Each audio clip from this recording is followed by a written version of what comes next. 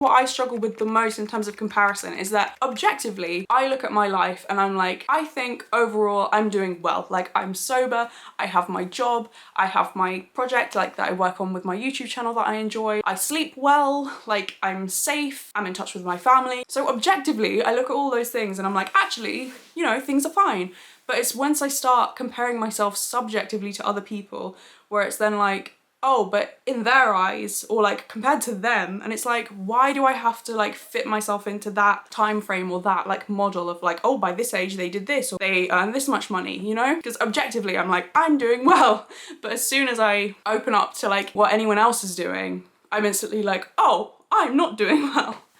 And I don't know if that's just like me wishing things were different. It's difficult sometimes. So this video I want to talk about like believing in yourself, or like trusting your own path and trying not to compare yourself, and how other people don't have the full picture of what it is to be you. So like, if I can look at my life now and be like, you know what, the biggest victory I have at the moment is I'm sober, right? And I'm over 1,000 days sober, thank you very much. So like, that to me is amazing, and I thought that would be impossible, you know? So like, why am I even bothered about anything else? That is a win. So why can't that be enough? Why is it then like, oh, but I must show off this, or I wish I had more money, or I wish I had like the ability to travel to this place? Just be like, yes, I am going to go live on a yacht in Greece. It's all like these external symbols. It's like the way that we communicate with each other without saying anything in terms of like wealth or money, or like, yes, I went on this holiday, or time freedom or whatever. Always trying to fit into what other people want, but they don't know your story, or they don't know the full picture. So like, if you feel like this thing seems really silly, but it brings me a lot of joy, or I never thought this would be possible, even if it's just such a small thing, if that's something that you value, even if outside of your value of it, people are like, so like, I don't care. It doesn't matter. Like, if you think it's important, it's really important. But it's just difficult sometimes to like try and exist in your own world of like, this is what I value, this brings me joy, this is really good, like I'm happy here. Exist in that space, and also exist in the space of like, oh, but in the wider context of the world, I can see my life might look pathetic, or my life might look sad, or people might be like, why hasn't she done more, or why isn't she earning more, or whatever. I am maybe putting those things in their head, but it's also like the time frame of, oh, you go to school, you graduate, you get married, you have children, or you move up through your career, or you decide you're going to live in a different city, decide to go here. I don't feel like I fit in there, but that doesn't mean that what I'm doing isn't valuable. I need to stop comparing myself to other people, and if you relate to this, I'm sorry, but this is basically the theme of the whole video, and we can unpack some things together. Good morning. Sorry, get too close to the camera. Good morning. It is Monday. It is a new week. This week, my cousin is visiting, which should be really lovely. But this is why I wanted to talk about this topic in this video, comparison, because I feel so small. Like, I know it's my insecurities that are being brought up. It's got nothing to do with my cousin. They're one of these people who seems to have it all, and like seems to have it all together. And I know so often that is not the whole story, and it's completely wrong to think like, oh, this person has it all. And maybe they're just good at like handling things in a way that makes you think that everything's fine. Or, I know everyone does have their own stuff to deal with, but you know, there are people who don't struggle with their mental health so much, or who don't have chronic illness, right? Like, yes, we all have different things to deal with, but it's like we have different levels of these things to deal with, right? Like, we're not actually all on the same playing field. We all have different resources, different levels of support available to us. So like, yes, everyone does have things they deal with, and it's not a competition of like, I'm struggling more or whatever. I don't know why I feel the need to say that. I guess I always am so used to like downplaying whatever I'm going through, or being like, oh, but someone else has it worse. Because this is, you know, what I was told growing up, I guess. Being around someone who seems to have it all together, it brings out all of my insecurities, because I most definitely do not have it all together. The only person judging me is me. But it's just like, I think about, by my age, this person was living a completely different kind of life to the one I'm living. And I know that's because they're older than me, right? Like, they didn't have to live through the pandemic in the same way. Like, it's obviously affected everyone in different ways, but for me, it really feels quite intense. And obviously it's something we're still dealing with. If you're not paying attention, sorry. Everyone has their own things, and it's not fair for me to compare myself to this person, but I don't know. I feel like the comparison happens so easily. I'm using my new pencil sharpener. If you saw my last video, you will recognize that. Point is, we've had very different life experiences. And so obviously our lives are going to look different, but it feels difficult when it's someone who seemingly is so successful and has like this model life that is the path society tells you to go down. And I obviously am nowhere near that, and I've had to deal with different things. I'm just so aware that other people may be judging me, that when I'm around someone like that, I feel so disconnected and I feel so self-conscious because I'm just like, are they judging me? It's probably, that's like very self-obsessed. I think this is definitely an alcoholic way of thinking, of like you being the center of attention, which I know I'm not. Like I know that most people, they're not like, when we're hanging out, they're not comparing my life to theirs. You know, they're just like, in the moment, we're talking about whatever we're talking about, right? It is just a part of me that's really insecure, but that part of me is still quite loud. It's sometimes easier to just disengage from people who trigger me in that way, because it's like, otherwise there's so much noise in my head and I feel like I can't even be fully present. So this is something to work on. Obviously it will be nice to see them. I just need to like go into it aware of where my head is at and really not try and compare myself. It's just difficult because I feel like in my own standards, I'm doing so well compared to how I used to be, but that's still a long way from maybe where I should be from a societal standpoint, or even just from like money-wise standpoint. The fact that I'm sober at all, to me, is a huge win and something that is worth everything else. But I know if you've never struggled with that kind of problem, it's easy to overlook that, or to be like, well, yeah, I could be sober. You need to contextualize everything. Just because it would be easy for you to go without alcohol doesn't mean that it's easy for anyone else, particularly if that person has like a substance disorder. At school, I can remember people would be like, someone would be like, how are you? And I'd be like, I'm feeling tired. And they'd be like, oh no, what happened? Or like, when did you sleep? Or like, what's going on there? And I'd be like, oh, you know, like I went to sleep at like 11 and then, yeah, I woke up at 7 and I'm used to having more sleep. And you know, as a teenager, you do sleep more because you're growing, like you need more sleep. So I would go in with that being like, this is my background in terms of like, I'm contextualizing it for you, saying I'm feeling tired today because I've had less sleep than normal for me. I can remember this person, they'd be like, oh my gosh, you went to sleep at 11. Like I went to sleep at 4, I'm so tired. And I'm like, okay, like, yes, I can see how you would be very tired if you went to sleep at 4. But like, I'm trying to show you why this is a big deal for me. Contextually, I am not used to having an hour less sleep, and now I have, and now I'm tired. Obviously, you would be tired if you went to sleep at 4. Everyone is different. And I feel like sometimes maybe people don't contextualize what happened with me. I don't know. I hope they do. To be honest, I hope people just aren't thinking about me at all. The idea that I exist as an entity in other people's minds is quite scary to me. The idea of having like a physical appearance to maintain is quite weird for me. Like I wish I was just like a little blob moving shapelessly around the world. I know I'm like putting on makeup, so I'm clearly aware that like I need to look a certain way, or it's nice to like feel presentable. I am aware of it, but I wish it was different sometimes. I'll put on something nice and then people will be looking at me, or like I can see they're like doing a double take or whatever. Not because I'm like so beautiful, but you know, like you can just tell when you like put a bit more effort in and people notice. And I'm just like, I know I put effort in, but like, can you not look at me? This was just for me. Like, can you go away?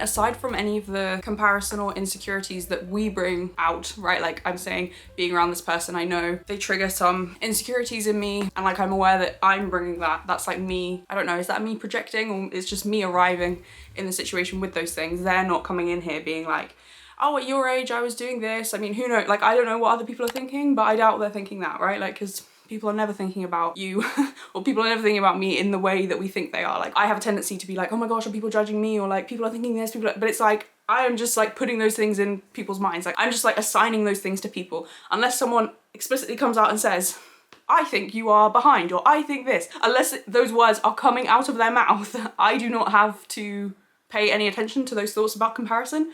But on this topic, I think it is also useful to remember that some people will deliberately try to misunderstand you. So like I was talking about contextualizing things and being like, oh, for me this is difficult, or for me this is a win, right? Like other people might be like, yeah, I can shower, no problem. Like I don't even think about showering, but for someone with executive dysfunction, them having a shower without really thinking about it, or without like procrastinating it, or like it being a big deal, them just having a shower, that's a huge win, right? But if you don't struggle with that, you're like, what? Like, of course I had a shower today, what are you talking about? So important to contextualize things. But even if we do that, people sometimes are committed to misunderstanding you, and it's either because they're just like a really small person, like they don't have the capacity to empathize or even to sympathize, because empathy is putting yourself in that situation and being like, oh my gosh, that would be so awful, whereas sympathy is just like being able to look at that situation and be like, oh wow. Like there's a subtle difference.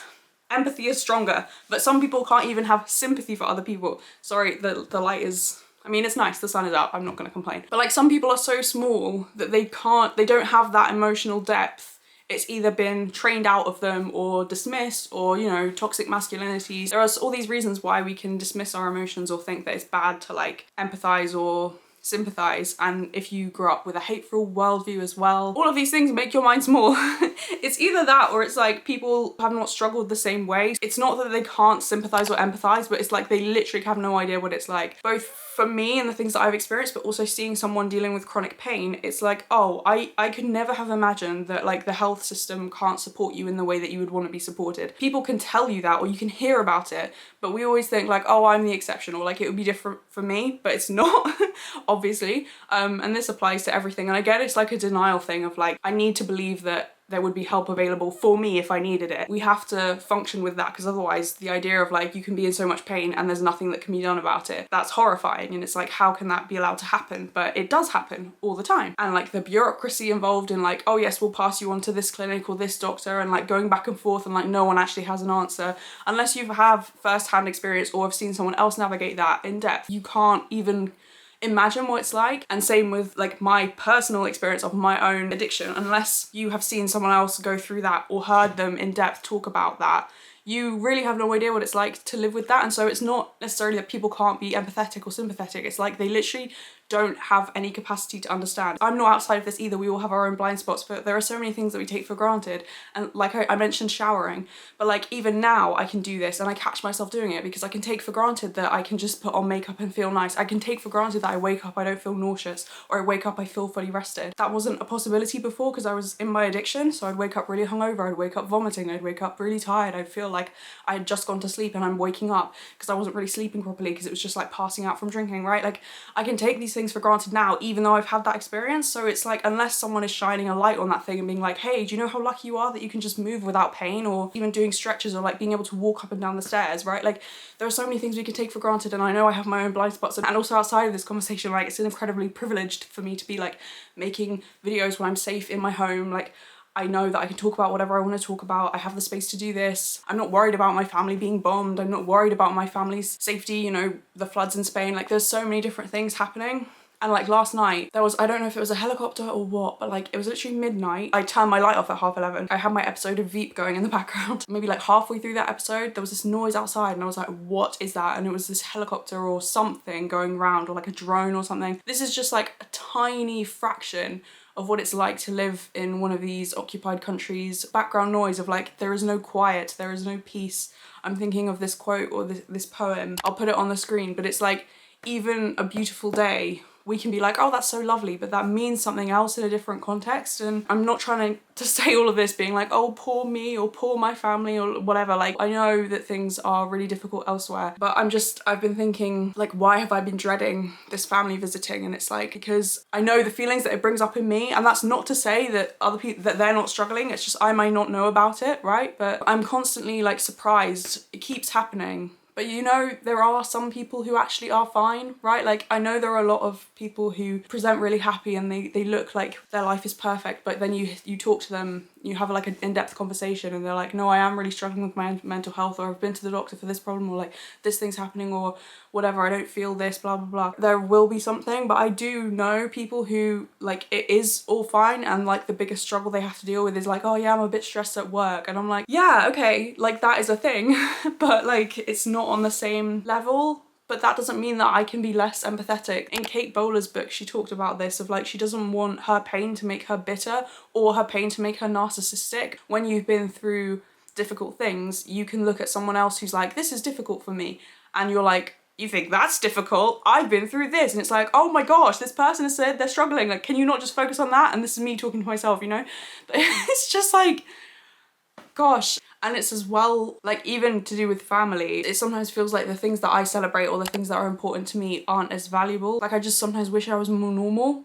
Like, my sister is traveling, and like, anytime we all, like, with my wider family, I mean, anytime we're together, they're always like, oh my gosh, what are you doing? You're going traveling somewhere else. And like, it is really cool. And I'm like, she is really brave, and I'm so happy that she's doing that and has the opportunity to do that. And she worked really hard to save the money to be able to do that. Like, it's all good. And maybe it's just because she's like more extroverted or whatever, but I see the way people act and I'm like, I feel so different. And I feel like what I have is boring, but it's like, why does that matter? Why do I care? Like, yeah, my life is more boring than that. I'm not like traveling around Spain and living in different places. Like, I'm not doing that. Why do I care if I'm not doing that? The same way that we can look at the things that we're jealous of and be like, hang on, why am I annoyed about that? Or why am I jealous? You know, I can remember being jealous of people who were posting stuff on Instagram in like 2020 and being really honest, or 2021, before I started my YouTube channel, I mean.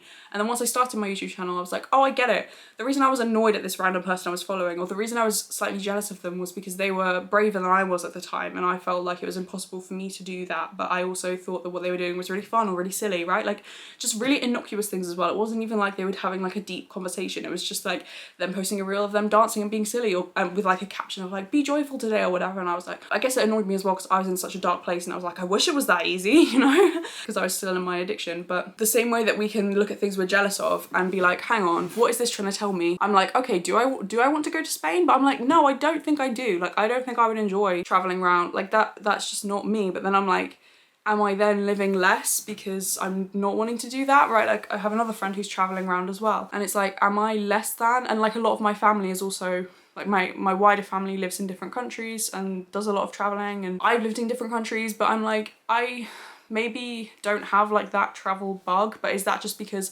I've not had the opportunity to do that, because I've not let myself go on a plane, or I don't have the same like money and resources to do that? Is it because I've just not given myself the chance? And if I did that, I would actually be like, oh yes, actually I love traveling, like I'm well into this. Is it that, or is it that like I'm just like, oh no, I'm not interested?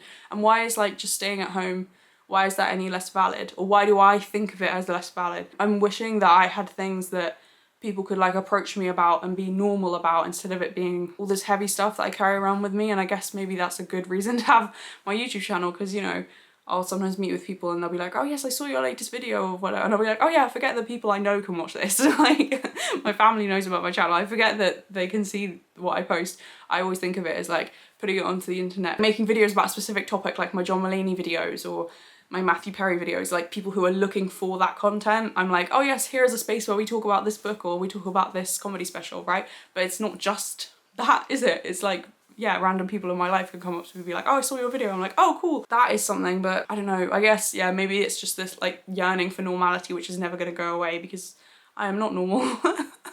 But is that a bad thing? I don't think so. But it's, again, the objective versus subjective thing. I'm like, of myself, I'm happy and I'm glad about this, but I'm constantly aware that there's like a wider context of like other people looking and being like, oh, what's she doing? Or I don't understand. And it's like, no, you don't understand yet. I'm still like in the process. I'm still becoming me, right? Like, you don't understand because you're looking halfway through. I don't know. Or like with building my YouTube channel, I'm like, I have an idea of what this is going to be. You might look at it now and be like, oh, what's she doing? But it's like, no, stay with me. I know what I'm doing. I'm just not there yet, you know? I need to now film a video. I think I'm gonna do some batch filming for Christmas. I'm not sure because I also want to get my hair cut. I doubt people would pay attention, but if I'm saying I'm filming a video now to post in like a month at Christmas time, if I've had a haircut in the meantime, it's gonna be like short hair, long hair from when I filmed in November, you know? I don't actually know if I'm gonna get a haircut, but my hair is quite long. Saying that you can't see, it is quite long now. I do need to have it cut, I don't know. I had it cut in December last year. I mean, not like that, obviously. I had it cut in December. So I'm like, I do need to get a haircut, I think, but whatever, that's another thing. Let's get on with the day.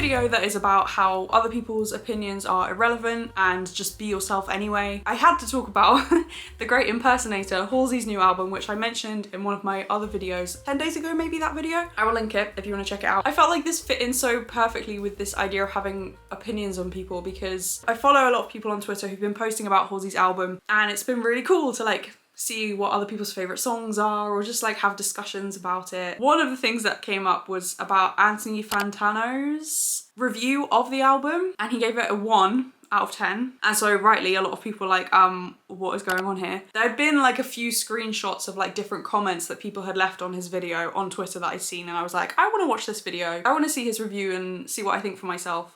It's just like the perfect example of you can be very much yourself. Like, the album is a documentation of this experience that Halsey had where they thought they were gonna die because they had cancer. They've talked about the album being written in a space between life and death. So that's a very powerful, emotional starting point, right, to create a piece of art from. But that doesn't necessarily mean that the art you make is going to resonate with other people or that it's even going to be good. To me, that album is amazing. There's so much emotion and so much vulnerability, and parts of it are really difficult to listen to because it is so honest. I could understand his review. He could recognize the context but be like, this isn't for me.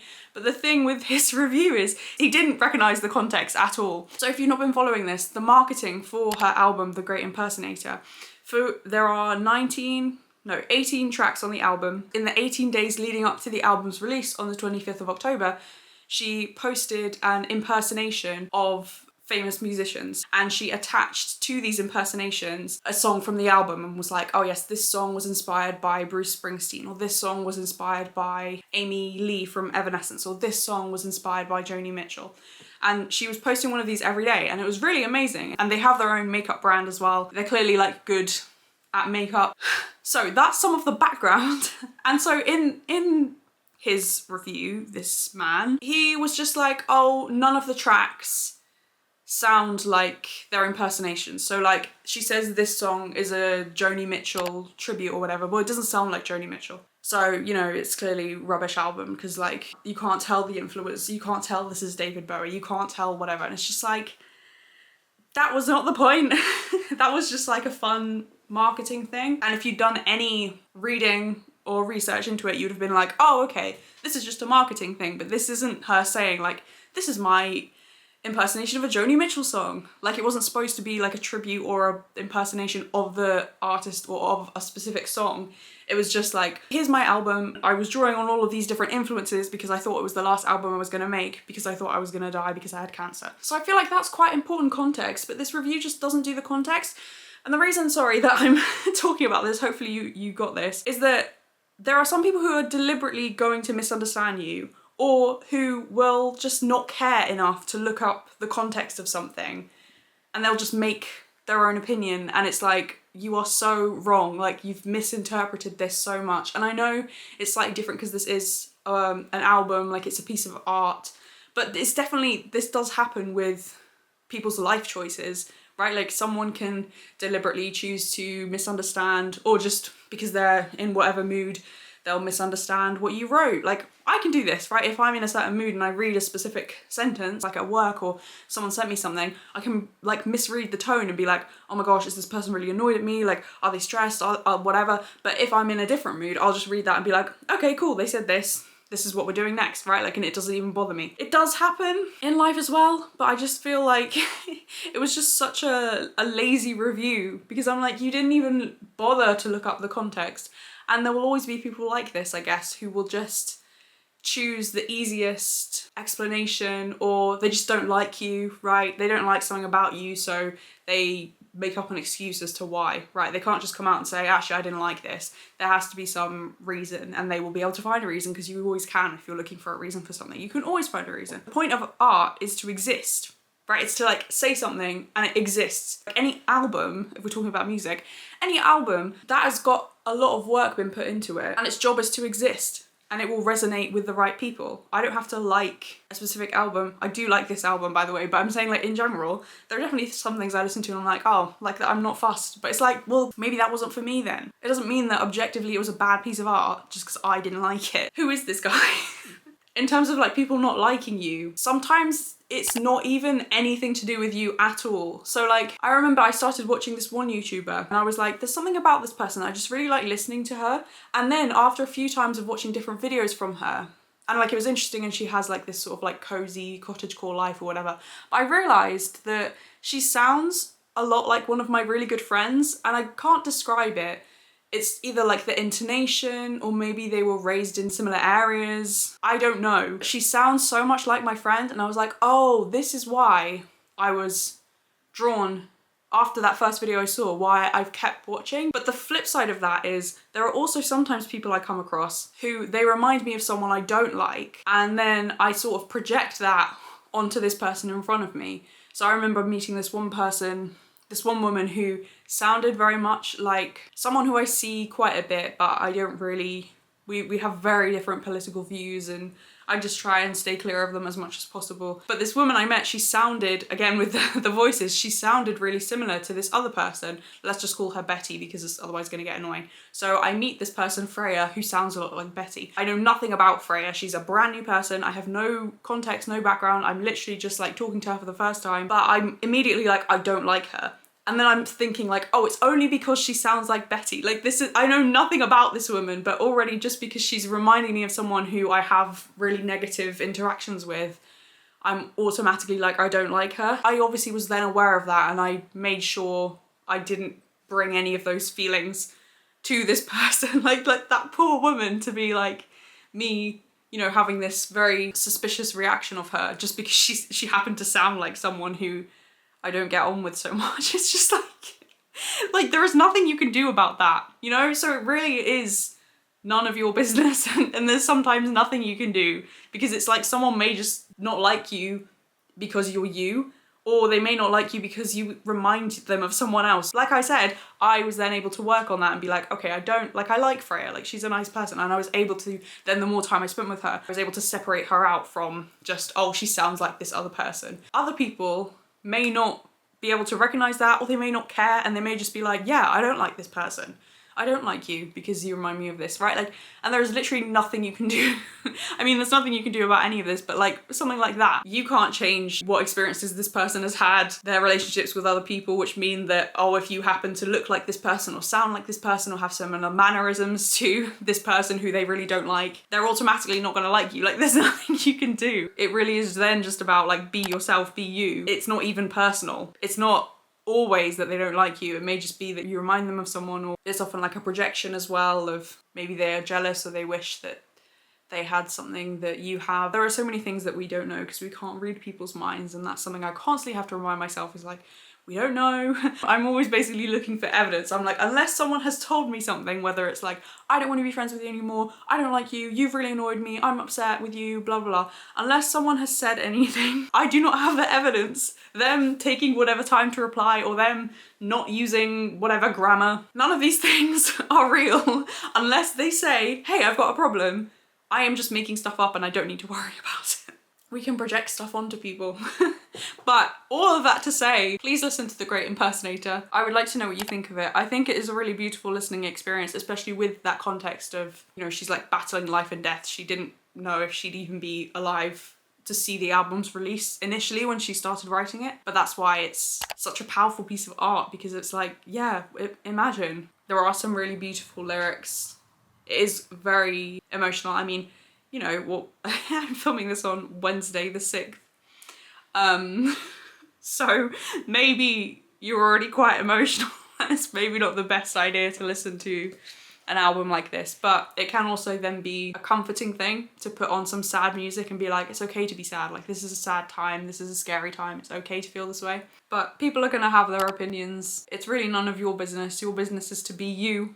And the sooner you can step away from either relying on other people for validation or being so afraid of other people's opinions, the more you just lean into being you, the sooner you can do that, the sooner you can grow. And like, I said this in a video recently, but you do become invincible when you start acting like this. If you just like lean into your you-ness more and you're like, I'm just gonna be me. It doesn't, like, people are gonna have their opinions, some people are not gonna like me, some people are gonna make up reasons to not like me, some people are gonna deliberately misunderstand me, even if I give all the context, even if I over-explain. I did a whole video about that, about over-explaining. If you recognise all of this and you're like, well, okay, they're gonna think whatever, I'm gonna be me anyway. It's scary, but you can build on that. You then build your confidence within yourself and you're like, oh yeah, I like being me. I like standing up for what I believe in. I like sending an awkward message or saying the awkward thing instead of keeping the peace. Like, maybe that's not you, but that is me. I'm like, you know what? I said what I said and I'm glad I said it.